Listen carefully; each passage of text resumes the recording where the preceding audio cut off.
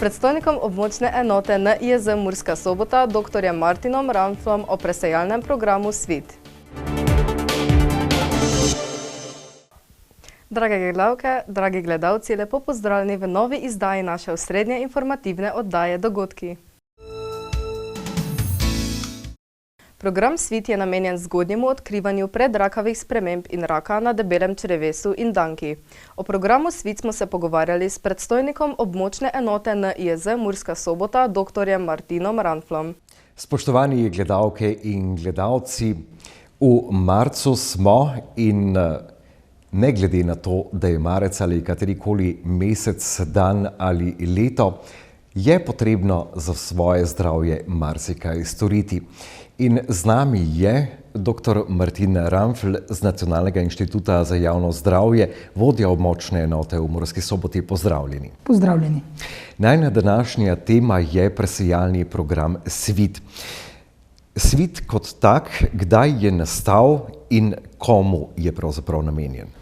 Torej, program SVIT je v bistvu preventivni zdravstveni presejalni program, ki je namenjen zgodnjem odkrivanju in preprečevanju raka in odkrivanju predrakavih sprememb na debelem črevesu in danki. Poteka od leta 2009. V samih začetkih je bil namenjen osebam med 50 in 70 letom starosti, potem pa so leta 2015 se ta populacija razširila, tako da je sedaj namenjen moškim in ženskam med 50 in 74 letom starosti, ki so potem povabljeni, da na 2 leti se udeležijo presejalnega programa oziroma presejanja. In seveda program SVIT ima svoje prednosti, ki jih izkoristimo ali pa tudi ne, veljalo bi jih izkoristiti. Tako. Torej, namen programa SVIT je torej zgodnje odkrivanje bolezni oziroma še bolj predrakavih sprememb, torej sprememb, ki bi nezdravljene vodile v razvoj raka. Zdaj, vsaka bolezen nima te zgodnje predklinične faze. Predklinično pomeni torej obdobje, kjer posameznik je že zbolel, vendar se svoje bolezni ne zaveda, nima nekih vidnih znakov, simptomov, in torej skušamo v tem obdobju odkrivati bolezen in potem zdraviti. Zdaj, vse bolezni niso takšne, torej mora bolezen imeti to fazo, mora biti neka metoda odkrivanja in hkrati potem metoda zdravljenja. In na srečo je rak debelega črevesa in danke taki, ki ga je možno zgodaj odkrivati, takrat je zdravljenje lažje in pa uspešnejše.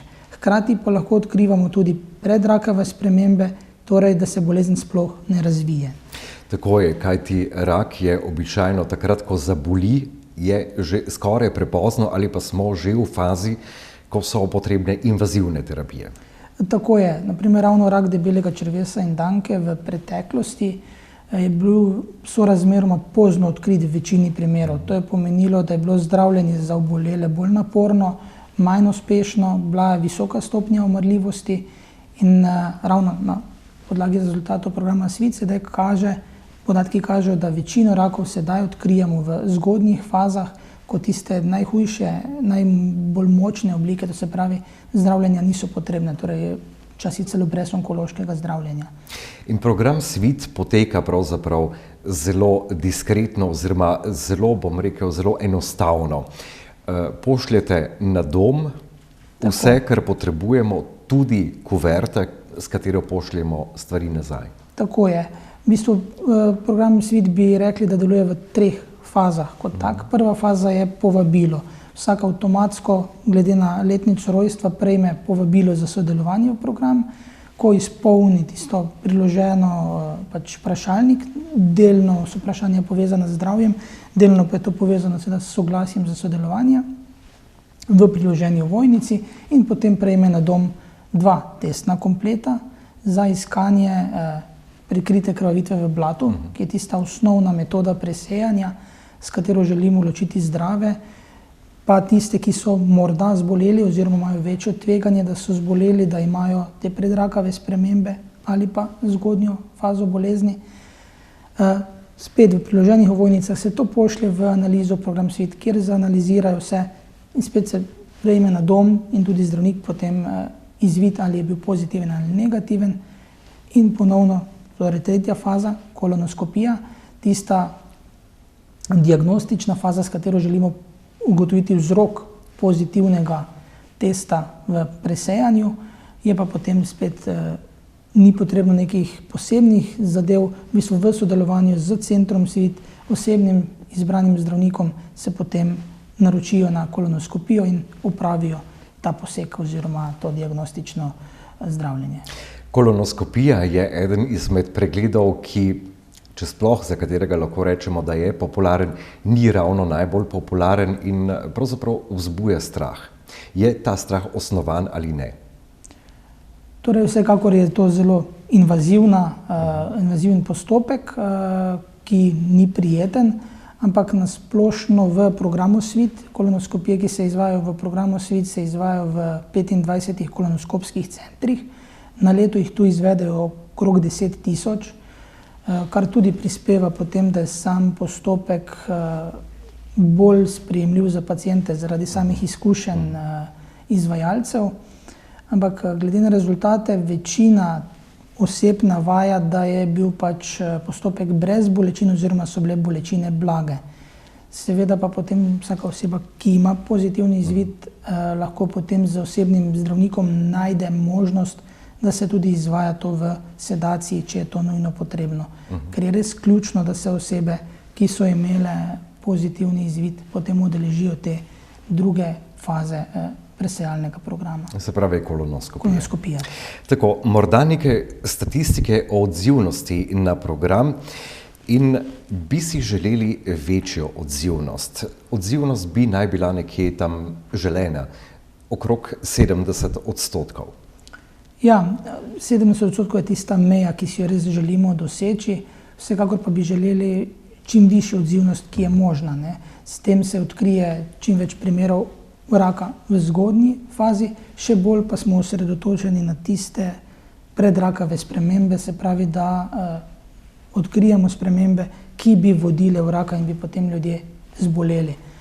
Zdaj podatki kažejo, da je odzivnost še vedno nekaj pod 70%, če gledamo za oba spola, vsak tretji se ne odzove. Če pa gledamo po spolu, pa je na ravni države odzivnost med ženskami blizu 70%, znaša 69%, no. Med moškimi pa 57%, kar skupaj potem znese 63,4%. Ker sva v Murski Soboti, se pravi v Pomurju, nekoč je veljalo, da Pomurje ni ravno najbolj odzivno, je bilo pa Pomurje tudi ena izmed tistih regij, kjer je bilo veliko rakavih sprememb, prav o teh, o katerih govoriva. Res je, odzivnost je bila v samih začetkih programa Svit nekoliko slaba, bi rekli slaba, med slabšimi v državi. To se je sicer nekoliko popravilo, še vedno pa smo pod slovenskim povprečjem. Odzivnost v letu 2022 je znašala 61,5%. Res pa se je, da je zdaj v bistvu 2 leti postopno upadala in je zdaj to nekoliko poraslo spet, kar je nekako pozitivno, no, da najdemo kanček upanja. Nekoč so rekli, ni tako dolgo nazaj, da so prehranjevalne navade Pomurcev oziroma te tradicionalne jedi, če jih zaužijemo preveč dobrega, tudi ni dobro, to vemo, morda malce problematične. Delno zdrava prehrana je seveda pomemben vidik nastanka raka debelega črevesa in danke. Pomembno je seveda uravnotežena prehrana, manj predelanega rdečega mesa. Vsekakor pa je bolezen skupek številnih dejavnikov, tako da poleg zdrave prehrane tudi zadostna količina gibanja. V končni fazi pa seveda udeležba v presejalnih programih, ki posredno potem vpliva, da se te spremembe, za katere natančnega vzroka nastanka še ne poznamo, potem pravočasno odkrijajo in odstranijo. Seveda pa Svit je bil zdaj reciva omejen na rak črevesja in danke. Želeli pa ste, oziroma želite, Nacionalni inštitut za javno zdravje, želi, da bi se ti presejalni programi razširili tudi na druge organe. Zaslediti je bilo recimo za rak prostate ali pa celo rak pljuč. Ja, ta informacija sega glede na priporočila Sveta Evropske unije, ki je izdal nova priporočila za presejalne programe. Zdaj v Sloveniji od tistih, ki so jih priporočali v prejšnjih smernicah, izvajamo vse 3 programe. To je presejalni program za odkrivanje raka na debelem črevesu in danki, potem materničnega vratu in pa na dojki. Ti 3 dodatni, ki so pa priporočeni, so pa potem za rak želodca, prostate in pa pljuč. Res pa je, da so tukaj sedaj to smernice, ki so usmerjene, kako bi se naj ti programi izvajali, in bo v prihodnje potrebno, zato da presejalni program deluje, je potrebno izvesti več postopkov od tega, da se preveri, ali je v posamezni državi upravičen in oziroma na kaki način ga potem izvajati. In v prihodnjih letih bomo se verjetno srečali z poskusnimi, pilotnimi izvajanji teh presejalnih programov, da se bo potem preverilo, na kaki način jih izvesti, da bi bili učinkoviti. Lahko pa rečeva tudi, oziroma mislim, da je zelo pomembno poudariti, da so točke SVIT, ker tudi tistim, ki so morda malce manj vešči obiskovanja zdravstvenih ustanov ali pa aplikacij ali pa drugih reči, da tam dobijo pravzaprav vse informacije, ki jih potrebujejo, pa tudi eno zgledno vodenje skozi postopek. Tako je v zdravstvenih domovih in zdravstvenih postajah večjih zdravstvenih domov. Potem delujejo SVIT-ove kontaktne točke, kjer so na voljo gradiva in usposobljeni zaposleni, ki potem lahko razjasnijo morebitne nejasnosti, vprašanja, vodijo skozi postopek. Za tiste, ki pa so bolj vešči spletnih orodij, pa je potem na voljo tudi spletna stran, kjer so pač na voljo podatki in gradiva, ki pač odgovorijo na vprašanja, ki jih imajo posamezniki. Dr. Martin Ranfl, kaj bi si želeli na pomorskem področju, kajti sva na območju območne enote Nacionalnega inštituta za javno zdravje Murska Sobota večjo odzivnost pomork in pomorcev na presejalne programe? Vsekakor bi si želeli, da bi v vseh 3 presejalnih programih dosegli 70% pregledanost, presejanost in bi s tem pač izpolnili ta osnovni namen, cilj, ki je v vseh programih postavljen. Tako, kajti konec koncev so brezplačni, po pošti jih dobimo domov in če bi bil kakršenkoli odklon oziroma bi kazalo na predrakave spremembe ali kakršnekoli druge spremembe, preko programa SVIT smo potem zelo dobro vodeni skozi ves postopek morebitnega zdravljenja. Tako je. Poudaril bi, da je ključno ravno to, da s tem odkrijemo bolezen v tisti fazi, ko je zdravljenje enostavnejše, bolj uspešno in s tem naredimo več zase, za svoje življenje, če se torej odzovemo tem presejalnim programom, ki so na voljo. Marsikje v Evropi tudi ti programi še niso na voljo in nekako se moramo zavedati, da je to vseeno danost našega zdravstvenega sistema, da nam to omogoča. Prvič je to eno, če pa se spomniva tudi časov pandemije, je bilo bistveno težje priti do zdravnika in do ustreznega zdravljenja. Zato se mi zdi še toliko bolj pomembno, da kakršnokoli spremembo odkrijemo čim prej, jo čim prej odpravimo, da ni poznejših zapletov po nepotrebnem. Tako, da pač izkoristimo to možnost, ki jo imamo. Nama preostane le še, da povabiva gledalke in gledalce v čim večjem številu, da se odzovejo na program SVIT ali pa se oglasijo na točki SVIT. Mislim, da sva skoraj da vse povedala. Nacionalni inštitut za javno zdravje ima tudi na svoji spletni strani, SVIT ima svojo spletno stran. Pravzaprav ni težko priti do informacij in se pač, posvetiti sebi, kar je konec koncev tudi najbolj pomembno. Tako je. Najlepša hvala za obisk. Hvala za vabilo, srečno. To je bilo za danes vse. Želimo vam lep konec tedna in do naslednjič, nasvidenje.